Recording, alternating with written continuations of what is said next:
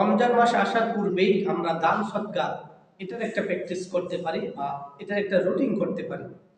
দৈনন্দিন কয় টাকা দান করব, জাকাত কিভাবে হিসাব করব, একজন রোজাদারকে আমি কিভাবে ইফতার করাবো, এই তিনটা জিনিস দৈনন্দিন আপনি 2 টাকা পারেন, 5 টাকা পারেন, একটা রুটিন করে আমি দৈনিক 5 টাকা দেবো, বা 1 টাকা দেবো, 2 টাকা দেবো। জাকাত রমজান মাস আসার আগে আমার কোথায় কি সম্পদ আছে সবকিছু আমি হিসাব করে দেব। রমজান মাস আল্লাহ রসুল বলেছেন, কোনো ব্যক্তি যদি এক গ্লাস পানির দ্বারাও তাকে ইফতার করায়, তাহলে ওই রোজা আদারের সমপরিমাণ সব তার আমল নামায় দেওয়া হয় যে তাকে ইফতার করানো। এই জন্য রোজাদার থেকে কোনো রকম মাইনাস করা হবে না। এই জন্য রোজাদারদেরকে ইফতার করাটা বড় সৌভাগ্যের বিষয়। এটা আমরা এখন থেকে কিছুটা প্র্যাকটিস করি।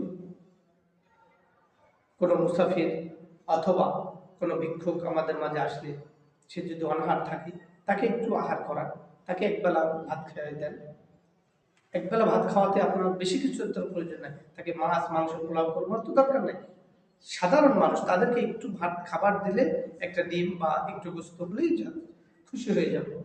এই যে খুশি, এই খুশি তো আপনি চাইলেও একজনকে টাকা দিয়ে করতে পারবেন না। যাদের পেট ভরা থাকবে, যাদের কোনো ক্ষুধা থাকবে না, যাদের অর্থের কোনো সম্পদ কোনো কমতি থাকবে না, এই জন্য এখন থেকে দান সদকার অভ্যাস করুন।